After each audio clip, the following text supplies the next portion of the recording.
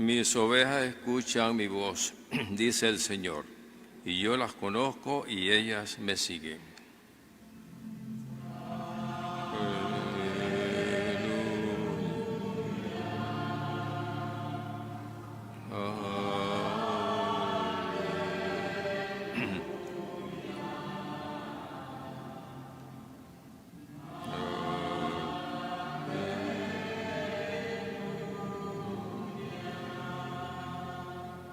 El Señor está con ustedes. Con tu espíritu. Proclamación del Santo Evangelio según San Mateo. Gloria a ti, Señor.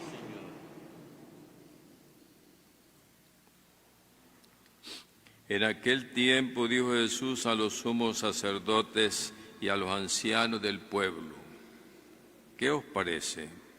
Un hombre tenía 2 hijos. Se acercó al primero y le dijo: Hijo, ve hoy a trabajar a la viña.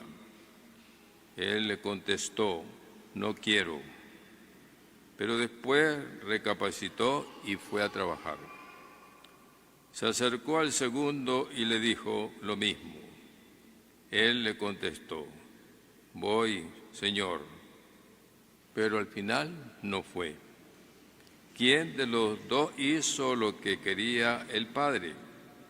Contestaron: el primero.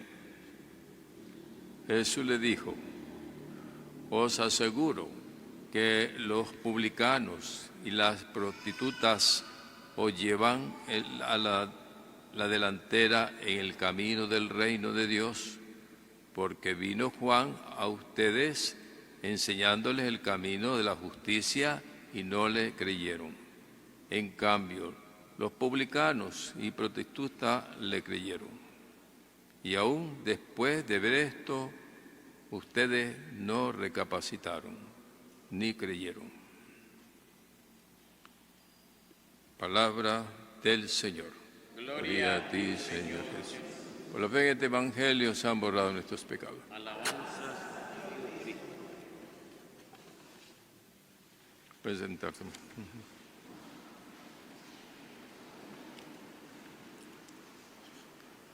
La primera lectura del profeta Ezequiel se encuentra en un contexto del pueblo de Israel que está en el exilio y han destruido el templo de Jerusalén.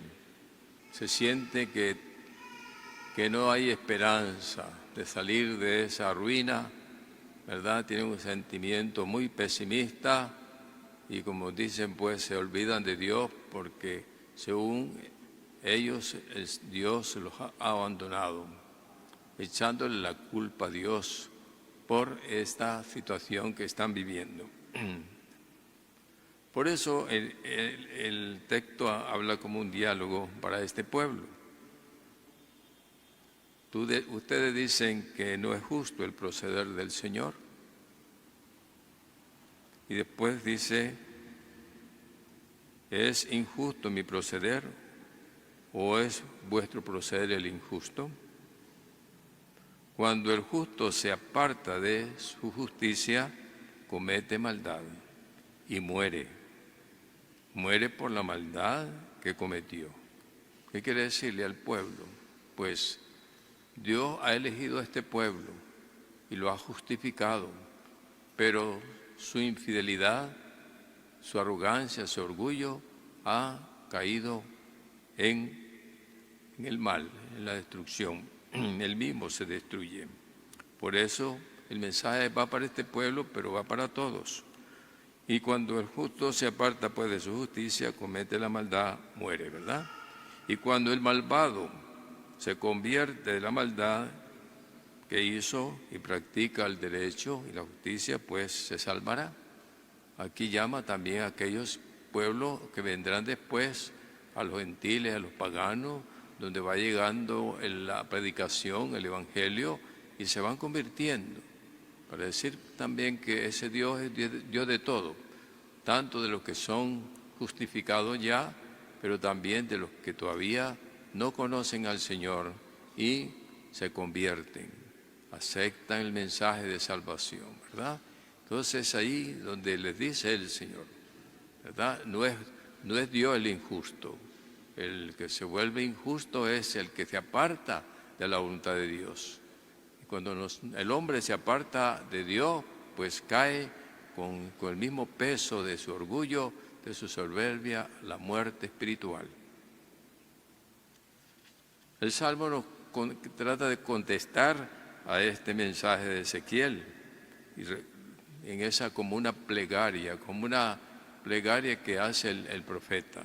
Recuerda, Señor, que tu misericordia es eterna, ¿verdad? Entonces es la oración de todo pecador, de todo aquel que pide al Señor clemencia, perdón, misericordia, ¿verdad? Esta es la respuesta de este salmo que se hizo.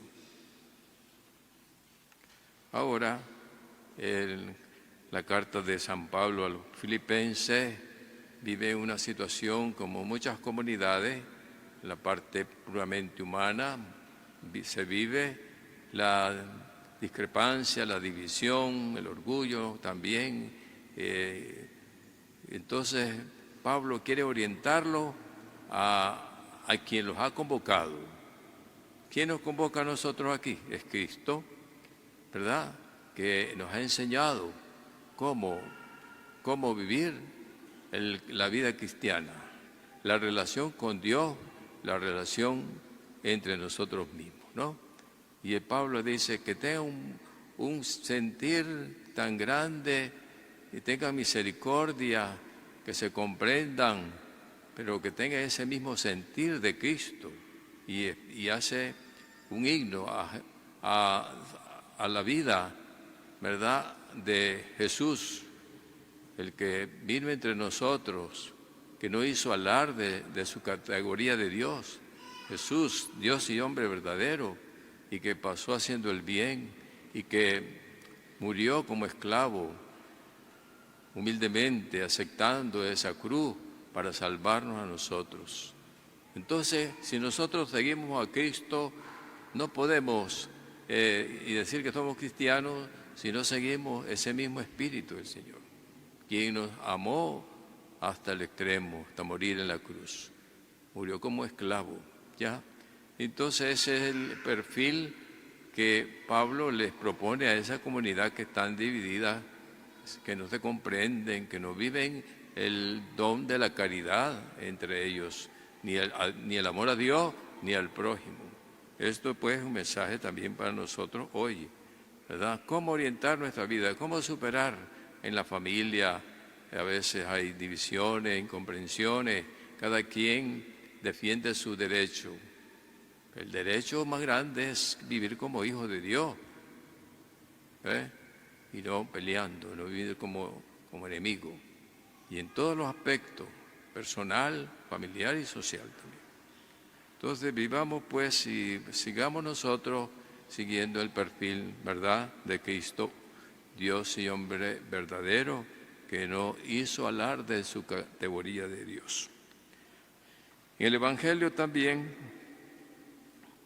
en la misma línea de las otras lecturas, nos habla también, y le habla en ese momento Jesús a los fariseos, a los letrados, a los que se sentían seguros de ser salvos, de tener el privilegio de ser, ¿verdad?, el pueblo elegido, y por lo tanto, pues, no tenían por qué escuchar a Juan, ¿verdad?, que vino a preparar el camino de Jesús, ni a Cristo quisieron escucharlo, porque ellos se creían que estaban siendo bien, que vivían en la voluntad de Dios.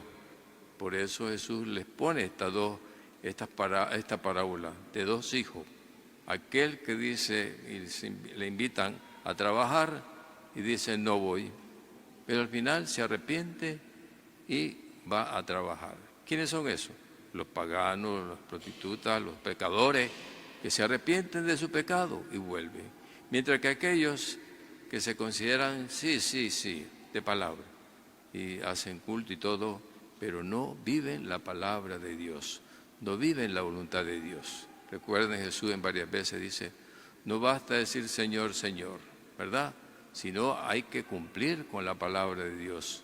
Ya aquel también del mensaje del que está fundamentando su vida como el que construye una roca, ¿verdad? Es el que escucha la palabra de Dios y la pone en práctica.